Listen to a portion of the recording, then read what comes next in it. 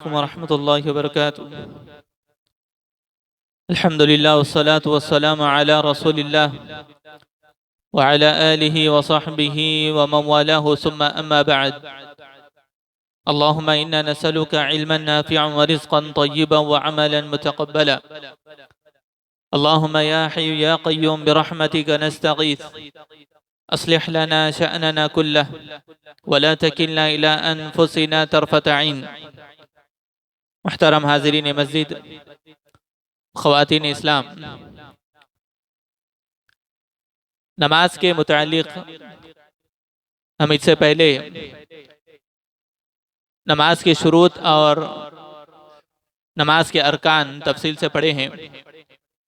इंशाअल्लाह आज नमाज के वाजिबात और नमाज की सुन्नतें क्या है वो पढ़ेंगे। नमाज के 8 वाजिबात है। नंबर 1, तकबीर तहरीमा के अलावा तमाम तकबीरात। हमने इससे पहले पढ़ा कि तकबीर तहरीमा ये नमाज का रुकन है जिसके ज़रिए हम नमाज में दाखिल होते हैं। इसके अलावा जितने भी तकबीरात हैं ये वाजिबात में शामिल हैं। नंबर 2, समी अल्लाहु लिमन हमीदा कहना। नंबर 3, रब्बना वलकल हम्द कहना इमाम और मुक्तदी के लिए। नंबर 4, सुबहान रब्बिल अज़ीम कहना रुकू में। और नंबर 5, सजदे में सुबहान रब्बिल आला कहना। नंबर 6, रब्बिग़फिरली, दोनों सजदों के दरमियान रब्बिग़फिरली कहना। और नंबर 7, तशहुद पढ़ना, पहला तशहुद। और नंबर 8, तशहुद के लिए, पहले तशहुद के लिए बैठना। नमाज के वाजिबात में से किसी एक वाजिब को अगर कोई भूल कर छोड़ देता है तो उस पर वाजिब है कि वो नमाज के इख्तिताम पर सलाम फेरने से पहले 2 सजदे करे, जिसे सजदे सहू कहा जाता है।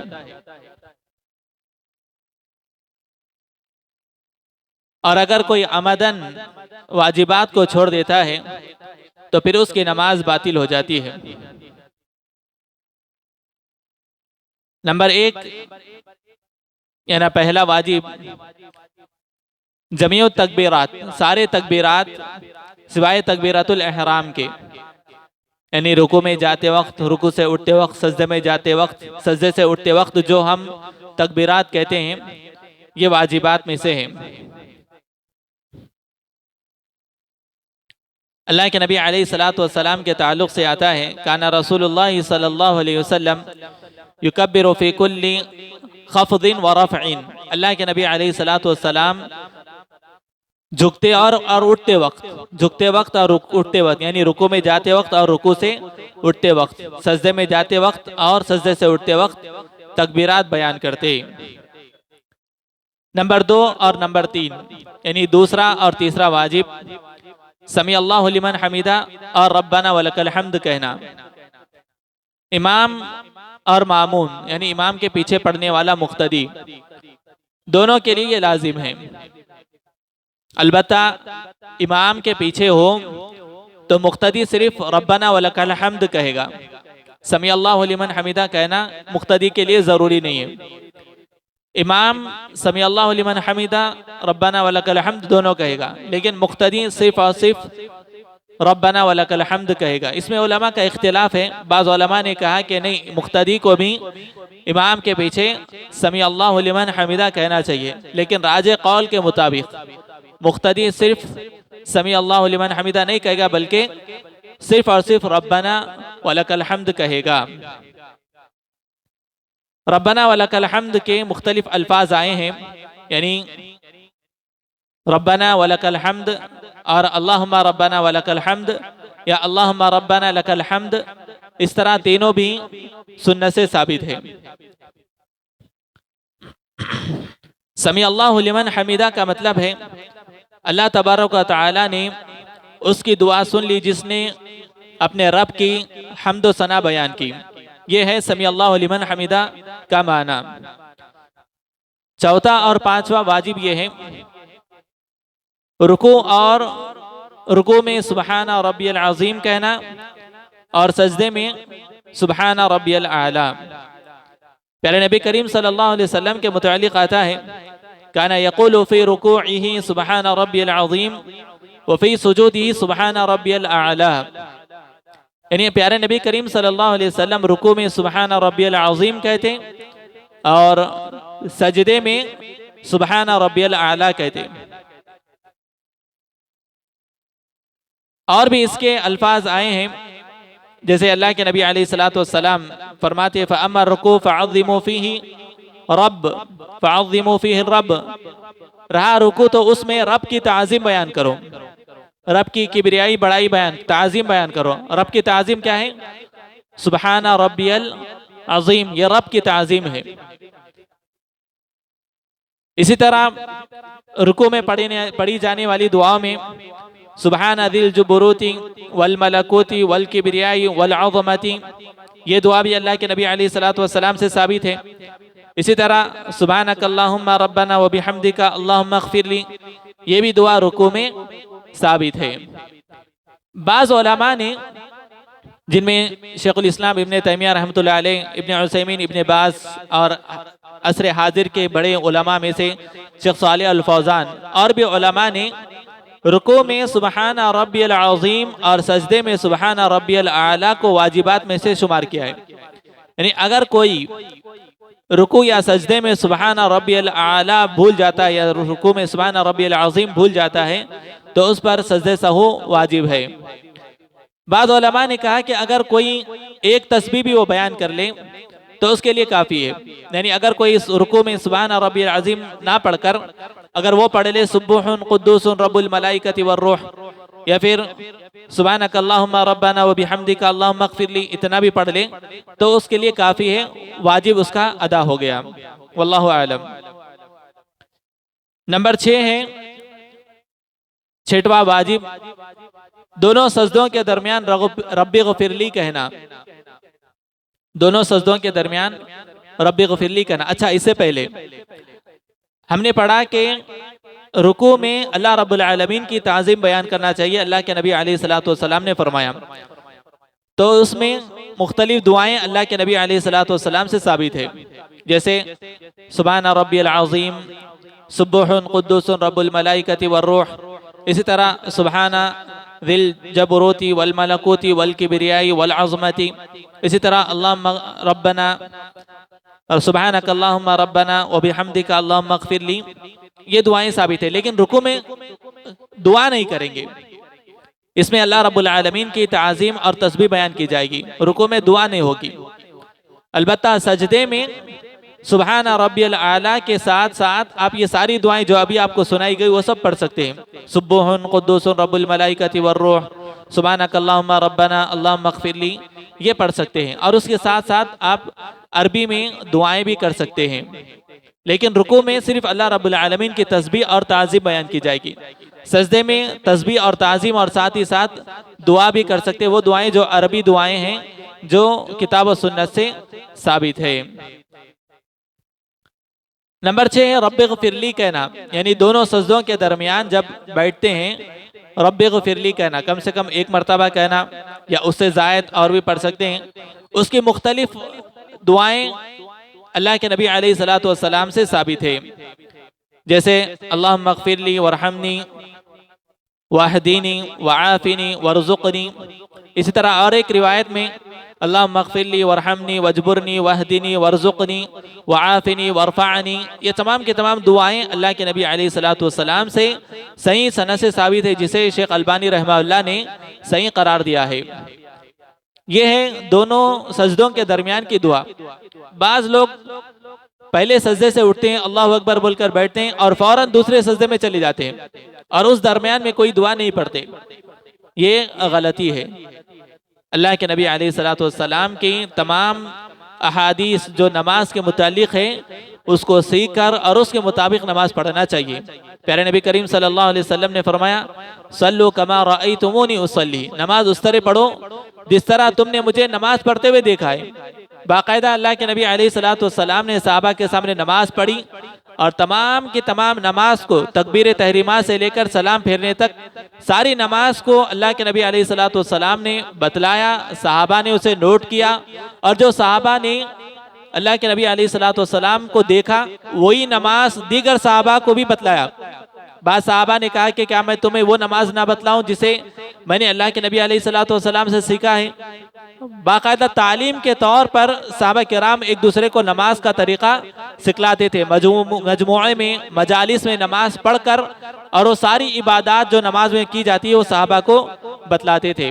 लिहाजा एक मुसलमान पर ज़रूरी ये वाजिब है कि वो अल्लाह के नबी अलैहिस्सलाम का वो तरीका अपनाएं नमाज में जो प्यारे नबी करीम सल्लल्लाहु अलैहि वसल्लम ने बतलाया है, सिखलाया है। इसी में खैर है, इसी में फ़ायदा है, और वही नमाज अल्लाह रब्बुल आलमीन कबूल करेगा जो सुन्नत के मुआफिक हो। हमने इससे पहले पढ़ा कि इबादत की कबूलियत के लिए दो शर्तें हैं। इबादत की कबूलियत के लिए दो शर्तें हैं। पहला इखलास, यानी हम जो इबादत कर रहे हैं वो अल्लाह रब्बुल आलमीन के लिए हो, दिखावा ना हो, रियाकारी ना हो। दूसरा मुताबाअत, यानी प्यारे नबी करीम सल्लल्लाहु अलैहि वसल्लम के सुन्नत के मुआफिक वो अमल हो। अगर इन दोनों में से कोई एक भी छूटता है तो अल्लाह उसके अमल को कबूल नहीं करता। मिसाल के तौर पर एक बंदा सुन्नत के मुआफिक नमाज तो अदा कर रहा है, लेकिन वो नमाज रियाकारी के साथ अदा कर रहा है, इखलास उसके अंदर नहीं है, लोगों को दिखाने के लिए कर रहा है, अल्लाह ताला उसकी इबादत कबूल नहीं करेगा। इसी तरह अगर कोई बंदा पूरे इखलास के साथ अल्लाह रब्बुल आलमीन की इबादत करता है, लेकिन वो इबादत अल्लाह के नबी अलैहिस्सलाम के सुन्नत के मुआफिक नहीं है, तभी भी अल्लाह ताला उसको कबूल नहीं करेगा। लिहाजा इबादत के लिए दो शर्तें, एक इखलास हो यानी इबादत अल्लाह रब्बुल आलमीन के लिए हो, और दूसरा रसूलुल्लाह सल्लल्लाहु अलैहि वसल्लम के मुआफिक तरीके के मुताबिक वो सुन्नत से साबित वो अमल जो हम कर रहे हैं, तभी अल्लाह ताला कबूल करेगा। 7 और 8, नंबर 7 नंबर 8 वाजिब है तशहुद पढ़ना और तशहुद के लिए बैठना। अल्लाह के नबी अलैहिस्सलाम के ताल्लुक से आता है, इदा क़अदतुम, अल्लाह के नबी ने फरमाया, इदा क़अदतुम फ़ी कुल्लि रकातैन फ़क़ूलू अत्तहिय्यातु लिल्लाह, यानी जब तुम 2 रकात के लिए बैठो तो उसमें अत्तहिय्यात पढ़ो। अगर कोई इमाम या मुक्तदी दूसरी रकात में अत्तहिय्यात पढ़े बगैर भूल कर उठ जाता है, अगर वो अपनी प्लेस नहीं छोड़ा, अभी मुकाम नहीं छोड़ा वो, और लोगों ने उसे याद दिला दिया सुबहान अल्लाह कहकर, या इमाम को खुद याद आ गया और मुकम्मल तौर पर वो अपनी जगह नहीं छोड़ा है और वो वहीं पर बैठ गया, तो उसे सजदे सहू करने की जरूरत नहीं है। सजदे सहू करने की जरूरत नहीं है, क्योंकि उसने अपने मुकाम को नहीं छोड़ा। अगर इमाम मुकम्मल तौर पर उठ जाए, उसे चाहिए कि दूसरे रकात में बैठना है, लेकिन वो भूल चुका है और उठकर सीधा मुकम्मल तौर पर खड़ गया। अब यहाँ पर मुक्तदी उसे सुभान अल्लाह कहकर बिठाएंगे नहीं, बल्कि मुक्तदी भी को चाहिए कि वो इमाम के इख्तिदा में उठकर खड़े हो जाए, इमाम के इख्तिदा में उठकर खड़े हो जाए। और जब नमाज का इख्तिताम हो यानी आखिरी रकात के लिए बैठे, अत्तहियात पढ़ लें, सलाम फेरने से पहले 2 सजदे करना चाहिए। अल्लाह के नबी अलैहिस्सलाम के ताल्लुक से आता है, क़ामा फ़ी सलाति ज़ुहरी व अलैहि जुलूसुन, अल्लाह के नबी अलैहिस्सलाम ज़ोहर की नमाज में 2 रकात के बाद उठकर खड़े हो गए, हालांकि आपको बैठना चाहिए था। फलम्मा अतम्मा सलातहु सजदा सजदतैन, जब अल्लाह के नबी अलैहिस्सलाम ने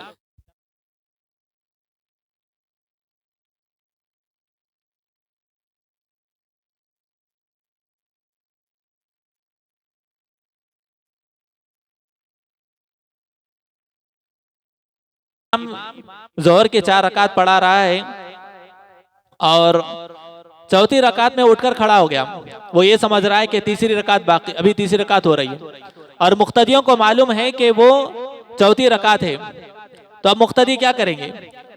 इमाम के साथ उठ जाएंगे या बैठे रहेंगे? जी, उठ जाएंगे या बैठे रहेंगे? बैठे रहेंगे, उठेंगे नहीं, क्योंकि जोहर के कितनी रकात है? 4 रकात है। अगर जानकर भी अगर हम 5वीं रकात इमाम के साथ पढ़ते हैं तो हमारी नमाज बातिल है, क्योंकि हमें मालूम है कि 4 रकात ही है जोहर के। यहाँ पर इमाम की इख्तिदा नहीं होगी, बल्कि इमाम को दोबारा बिठाया जाएगा, क्योंकि नमाज सिर्फ 4 रकात है। और अगर जानबूझकर हम आगे और एक पढ़ते हैं तो नमाज सारी की सारी बातिल हो जाएगी। अल्लाह के नबी अलैहिस्सलाम एक मरतबा जोहर के 5 या असर के 5 रकात नमाज पढ़ा दिए, साहबा भी नमाज पढ़ लिए। जिन साहबा को जल्दी था जाने का कामों पर, तो ये समझकर चले गए कि शायद नमाज में इजाफा हो गया है, क्योंकि वही का जमाना था। कुछ साहबा वहीं पर बैठे हुए रहे, उनमें अबू बकर और उमर रज़ी अल्लाह तआला अन्हु भी मौजूद थे। लेकिन अल्लाह के नबी अलैहिस्सलातु वस्सलाम की हैबत इस कदर थी साहबा के अंदर कि किसी के अंदर जुर्अत नहीं थी कि सवाल कर सके। जुल्यदैन एक साहबी थे, उन्होंने अल्लाह के नबी अलैहिस्सलातु वस्सलाम से पूछा, या रसूलल्लाह अज़ीदा फ़िस सलाह, अल्लाह के नबी अलैहिस्सलातु वस्सलाम क्या नमाज में इजाफा हुआ है? तो अल्लाह के नबी अलैहिस्सलातु वस्सलाम ने फरमाया, वमा ज़ाक, नहीं ऐसा कुछ नहीं हुआ, क्या हुआ है? तो कहा कि आपने सल्लैता खम्सन, 5 रकातें आपने न पढ़ा दी। फिर अल्लाह के नबी अलैहिस्सलातु वस्सलाम ने पूछा साहबा से, क्या जुल्यदैन साहबी सही कह रहे हैं? तो साहबा ने कहा कि हाँ। फिर अल्लाह के नबी अलैहिस्सलातु वस्सलाम जैसे बैठे हुए थे वैसे ही पलटे, 2 सजदे किए, फिर सलाम फेरे, 2 सजदे किए और सलाम फेरे। अच्छा, यहाँ पर साहबा ने 5 रकात अल्लाह के नबी अलैहिस्सलातु वस्सलाम के साथ क्यों पढ़ी? क्योंकि साहबा ये समझे कि वही का जमाना है, शायद नमाज के अंदर इजाफा हो गया है, इसलिए उन्होंने 5 रकात अल्लाह के नबी अलैहिस्सलातु वस्सलाम के साथ पढ़ ली।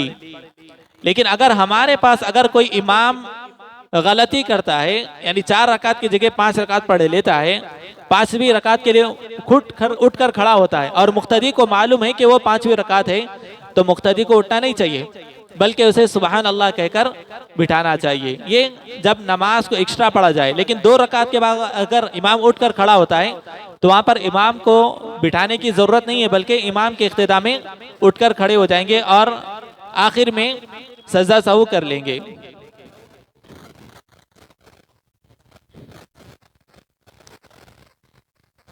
तो ये नमाज के वाजिबात थे। कुछ और वाजिबात में जैसे सफ़ों की दुरुस्तगी, ये भी वाजिब है, लेकिन ये उन वाजिबात में से नहीं है जिसमें अगर कोई सफ़ दुरुस्त नहीं करता है तो उसको सजदे सहू करना लाजिम होगा, ये उन वाजिबात में से नहीं है। लेकिन सफ़ों की दुरुस्तगी ये वाजिब है। इसके ताल्लुक से अल्लाह के नबी अलैहिस्सलातु वस्सलाम के बेशुमार अहादीस मौजूद है।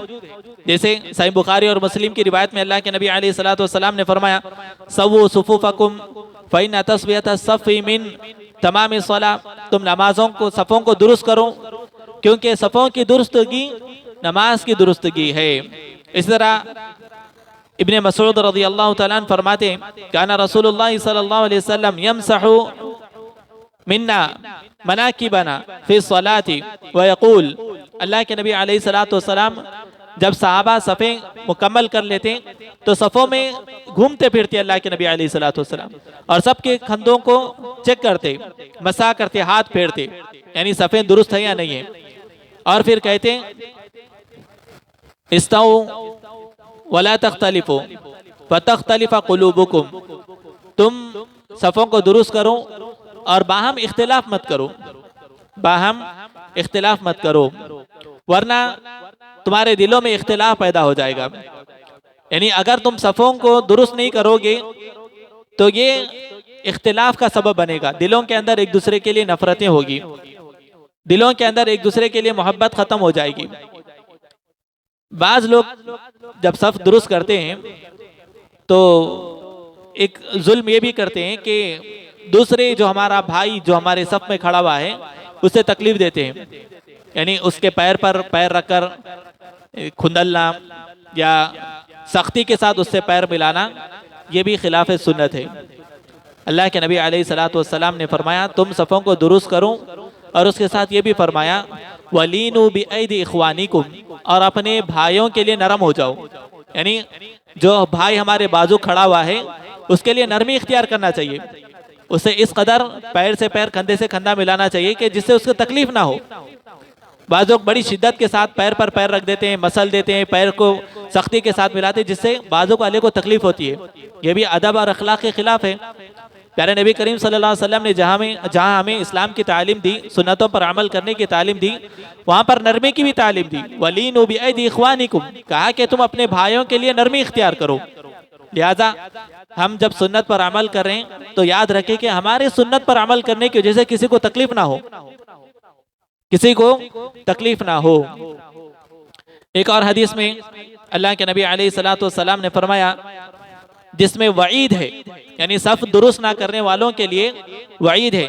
फरमाया इबाद अल्लाह ला तुसव्वन्ना सुफुफकुम औ लियुखालिफन्नल्लाहु बैना वुजूहिकुम, ऐ अल्लाह के बंदों तुम सफ़ों को जरूर जरूर दुरुस्त करो, वरना अल्लाह ताला तुम्हारे चेहरों में इख्तिलाफ डाल देगा, यानी इख्तिलाफ और फूट पड़ जाएगा। इब्ने तैमिया रहमतुल्लाह अलैह ने कहा इस हदीस से ये बात वाज़ेह हो जाती है कि सफ़ों की दुरुस्तगी वाजिब है और उसको तर्क करना यानी उसको छोड़ देना गुनाह है और छोड़ने वाला गुनाहगार है। तो सफ़ों को दुरुस्त करने का बेहतरीन तरीका क्या है? सबसे पहले कंधे से कंधा मिलाया जाए, फिर उसके बाद पैर से पैर मिलाया जाए, तब हम मुकम्मल तौर पर सही तरीके पर हम सफ़ों को दुरुस्त कर सकते हैं। अहादीस में भी जो सफ़ों की दुरुस्ती का जिक्र आया है उसमें सबसे पहले कंधे से कंधा मिलाने का जिक्र है, फिर पैर से पैर मिलाने का जिक्र है। जैसा कि अनस बिन मालिक रज़ी अल्लाह तआला अन्हु फरमाते अक़ीमू सुफ़ुफ़कुम फ़इन्नी अराकुम मिन वराई ज़हरी। अल्लाह के नबी अलैहिस्सलातु वस्सलाम ने फरमाया कि अपनी सफ़ों को दुरुस्त कर लो, क्योंकि मैं अपने सामने से भी तुम्हें देख सकता हूँ, यानी पीछे मैं देख सकता हूँ। इसके कई तौजीहात उलमा ने कहे। बाज़ उलमा ने कहा कि अल्लाह के नबी अलैहिस्सलातु वस्सलाम को यानी वही के जरिए बतलाया जाता कि आपके पीछे जो सफ़े मौजूद है वो दुरुस्त नहीं है। एक माना तो ये है। फरमाते हैं अनस रज़ी अल्लाह तआला अन्हु वकाना अहदुना यल्दिक़ु मनकिबहु बिमनकिबि साहिबिही व क़दमहु बिक़दमिही। जब अल्लाह के नबी अलैहिस्सलातु वस्सलाम ये बात फरमाते तो हम में से जो हमारा साथी होता वो कंधे से कंधा मिलाता और कदम से कदम मिलाता अपने बाजू वाले के साथ।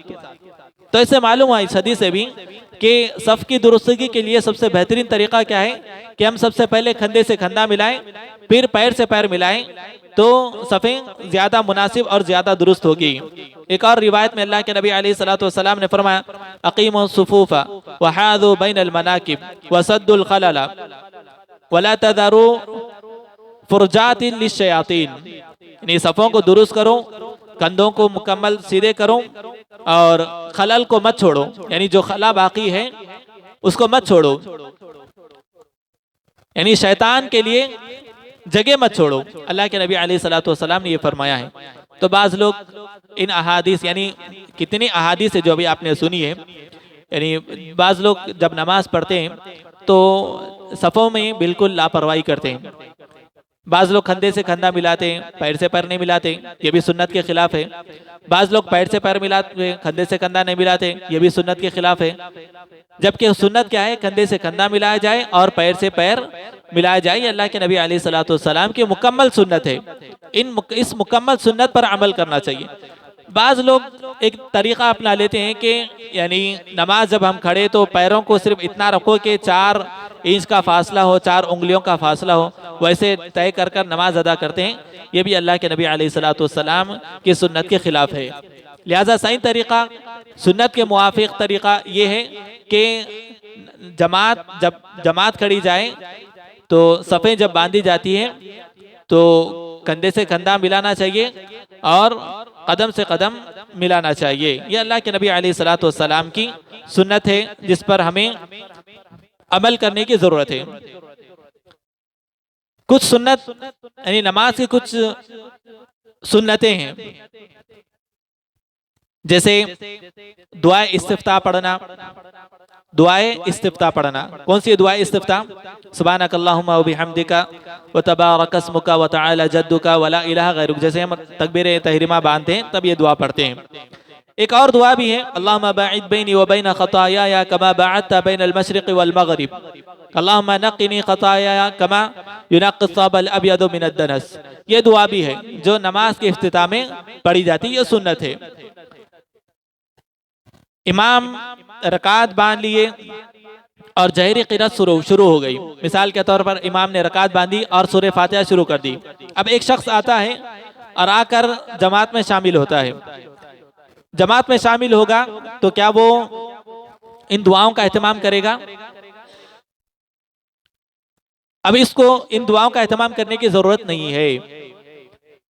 जैसे ही वो रकात बांध ले और इमाम की क़िरात शुरू हो जाए तो वो इन दुआओं को छोड़कर सूरह फातिहा पढ़ेगा बस, उसको ये दुआ पढ़ने की ज़रूरत नहीं है, दुआ इस्तिफ्ताह पढ़ने की ज़रूरत नहीं है, क्योंकि उसका वो मुकाम ख़त्म हो चुका है, वो महल ख़त्म हो चुका है।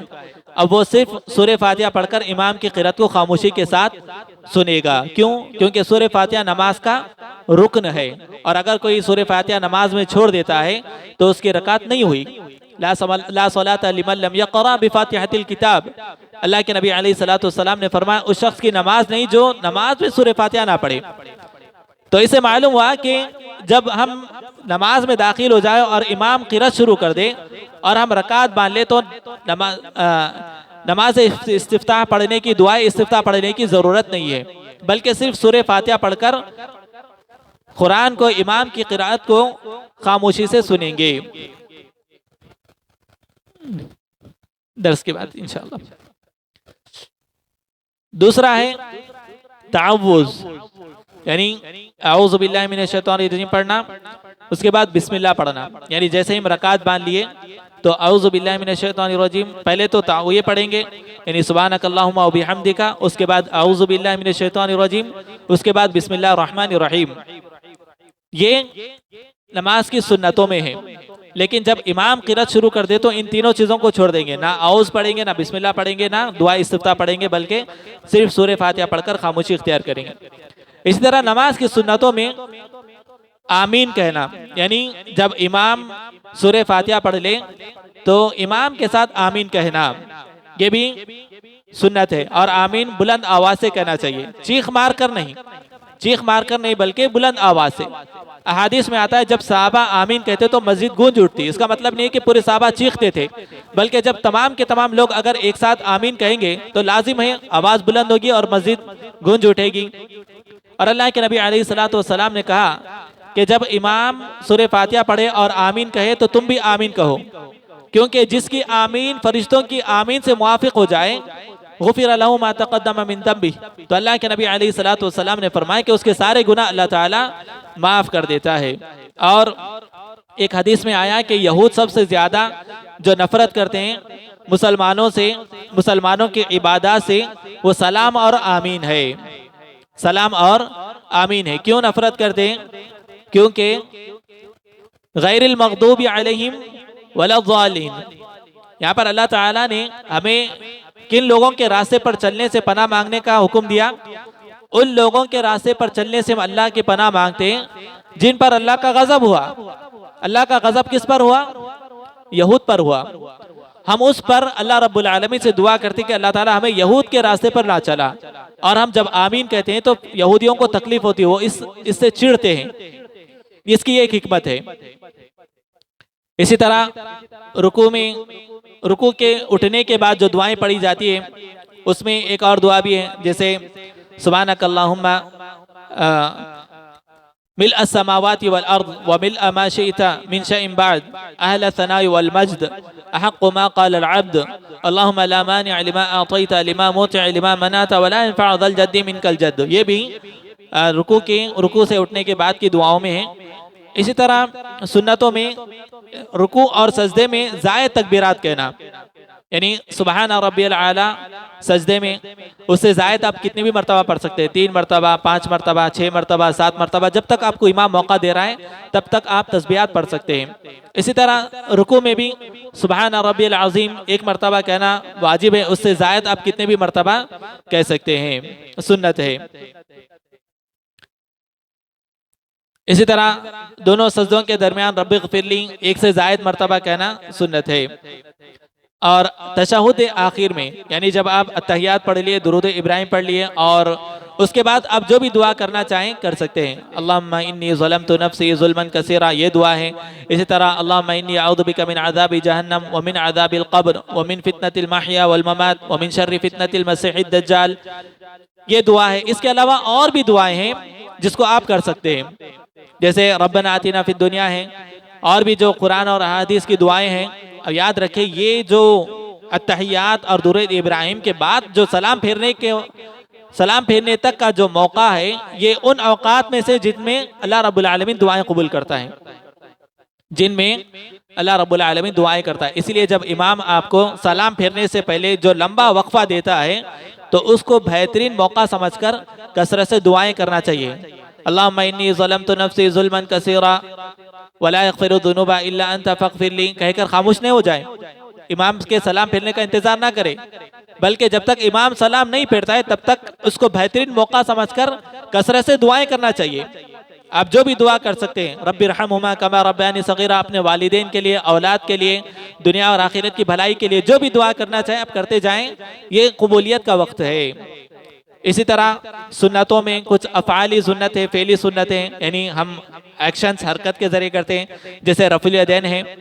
अल्लाह के नबी अलैहिस्सलाम के अहादीस से साबित है, सहाबा किराम इसको किया करते थे। इमाम बुखारी रहमतुल्लाह अलैह ने मुस्तकिल इस पर जुज़उल बुखारी जुज़उल रफ़ुल यदैन बोलकर एक किताब लिखी है, जिसमें तमाम सहाबा से उन्होंने रफ़ुल यदैन को साबित किया है, यानी रुकू में जाते वक्त, रुकू से उठते वक्त और दूसरी रकात में जब उठकर खड़े होते हैं उस वक्त रफ़ुल यदैन करना अल्लाह के नबी अलैहिस्सलाम से साबित है। इसी तरह दोनों हाथों को, यानी रुकू से उठने के बाद दोनों हाथों को छोड़ना, इसमें उलमा का इख्तिलाफ है। बाज़ उलमा हाथ बांधने के कायल है, बाज़ उलमा हाथ छोड़ने के कायल है। आप दोनों में से जो भी अमल करना चाहें कर सकते हैं। इसी तरह सुन्नत यानी सीधे हाथ को बाएं हाथ पर बांधना इस तरह, और सीने पर बांधना इस तरह, ये अल्लाह के नबी अलैहिस्सलाम की सुन्नत है। इसी तरह निगाह को, यानी जब हम नमाज पढ़ते तो हमारी निगाहें सजदे की तरफ हो, हमारी निगाहें सजदे की तरफ हो, या फिर आप नमाज में इमाम की तरफ देख सकते हैं जो पहली सफ में मौजूद है, इमाम को देख सकते हैं, कोई हरज नहीं है। अगर जरूरत पड़ने पर, हर वक्त नहीं, जरूरत पड़ने पर इमाम पर अगर नजर पड़ जाती है तो कोई हरज नहीं है। इसी तरह किबले की तरफ आपकी नजर पड़ जाती है, कोई हरज नहीं है, लेकिन असल सजदे की तरफ देखना ही असल है। बाज लोग नमाज पढ़ते हैं, उनकी निगाहें सीधे जानिब, दाएं जानिब, यानी नमाज पढ़ते रहते हैं लेकिन निगाह उनकी चारों तरफ घूमते रहती है। नमाज में खलल है। जिसका दिल नमाज में नहीं लगता है या उसका तवज्जो नमाज में नहीं होती है, उसका जहन इधर उधर, उसका दिमाग, आंखें इधर उधर घूमते रहती है, ये इख्तिलास है। अल्लाह के नबी अलैहिस्सलाम ने फरमाया कि इसके जरिए बंदा, यानी शैतान बंदे के सवाब में कमी कर देता है। तो लिहाजा नमाज में सजदे की तरफ देखना चाहिए निगाहों के साथ। इसी तरह रुकू में दोनों घुटनों को दोनों हाथों से मजबूती से पकड़ना चाहिए और उंगलियों को खोलकर रखना चाहिए और पीठ को बिल्कुल सीधा रखना चाहिए। ये सुन्नतों में से है, यानी ऐसा ना रखे कि सर उठ जा रहा है, पीठ नीचे चली जा रही है, या पीठ पूरी नीचे चली आ रही है, सर उठ जा रहा है, नहीं, बल्कि इस तरह रखना चाहिए कि हमारा सर और पीठ का लेवल पूरा एक हो, ऊपर नीचे ना हो। इसी तरह सजदे में दोनों हाथों को कानों के बराबर, चेहरे के बराबर रखना चाहिए और उंगलियों को जम कर रखना चाहिए, मिलाकर रखना चाहिए। सुन्नत है। रुकू में घुटनों को पकड़कर उंगलियों को खुला रखना चाहिए और सजदे में उंगलियों को जम कर यानी बंद कर रखना चाहिए। इसी तरह जब हम सजदे में रहते हैं तो हमारे कोहनियों को रान से और पेट से अलग रखना चाहिए, मिलाकर नहीं रखना चाहिए। बाज़ लोग सजदा करते हैं, खासतौर पर ख़वातीन जब सजदा करते हैं तो बिल्कुल समेट लेते अपने आप को और रानों को, पैरों को पूरा सुकोड़ कर एकदम बिल्कुल चिपक कर रख देते हैं। ऐसा खिलाफ सुन्नत है, ऐसा नहीं करना चाहिए। बल्कि जब हम सजदा करें तो रानों को या हाथों को, हाथ की जो कोहनियाँ हैं उसको अपने पेट से और अपने रानों से जुदा रखना चाहिए और जमीन पर नहीं लगाना चाहिए। जमीन पर टिकाकर इस तरह सजदा नहीं करना चाहिए, यानी पूरे हमारे जो कोहनियां हैं जमीन पर नहीं लगना चाहिए। अल्लाह के नबी अलैहिस्सलाम ने खास तौर पर कहा कि तुम कुत्ते की तरह अपने कोहनियों को जमीन पर मत टिकाओ। कुत्ता जब बैठता है तो कैसे करता है, अपने दोनों हाथों को मुकम्मल तौर पर लंबा कर बैठता है और उसके मुकम्मल कोहनियां भी जमीन पर टिकती है। तो नमाज में अल्लाह के नबी अलैहिस्सलाम ने इस तरह करने से मना किया है। इसी तरह तवर्रुक करना, यानी आखिरी रकात में जब हम अत्तहियात सलाम फेरने के लिए बैठते हैं तो तवर्रुक करना, यानी रान से यानी सीधे बाएं पैर को मुकम्मल तौर पर निकाल कर अपने पहलू के बल ज़मीन को टिका कर बैठना, इसको तवर्रुक कहा जाता है। ये भी अल्लाह के नबी अलैहिस्सलातु वस्सलाम की सुन्नत है। इसी तरह अत्तहियात से लेकर सलाम फेरने तक उंगली से इशारा कर कर रखना, या तो आप उंगली का इशारा सिर्फ उठाकर रखिए या फिर उसको खास तौर पर दुआओं के टाइम पर हरकत कीजिए। जैसे दुरूद इब्राहिम से लेकर सलाम फेरने तक सारी दुआएं हैं, उसमें हरकत करना चाहिए। अगर आप ऐसे ही रखते हैं तो ये भी सुन्नत है अल्हम्दुलिल्लाह। इन तमाम सुन्नतों पर अमल करना चाहिए। और दोनों सलाम के वक्त मुड़ना, यानी अस्सलाम वालेकुम व रहमतुल्लाह, अस्सलाम वालेकुम व रहमतुल्लाह, ये मुड़ना सुन्नत है। ये कुछ वाजिबात और सुन्नतें थी नमाज की। अल्लाह रब्बुल आलमीन हम तमाम को सही तौर पर नमाज का इल्म हासिल करने की तौफीक अता फरमाए और सुन्नतों के मुवाफिक इबादात को अंजाम देने की तौफीक अता फरमाए। अल्लाह रब्बुल आलमीन हम तमाम के इबादात को कबूल फरमाए। जो कोताहियाँ हमसे हो रही है अल्लाह ताला उसे माफ़ फरमाए। अक़ूलु क़ौली हाज़ा व अस्तग़फ़िरुल्लाह लि व लकुम व लिसाइरिल मुस्लिमीन फ़स्तग़फ़िरूहु इन्नहु हुवल गफ़ूरुर रहीम। अस्सलामु अलैकुम व रहमतुल्लाहि व बरकातुहू।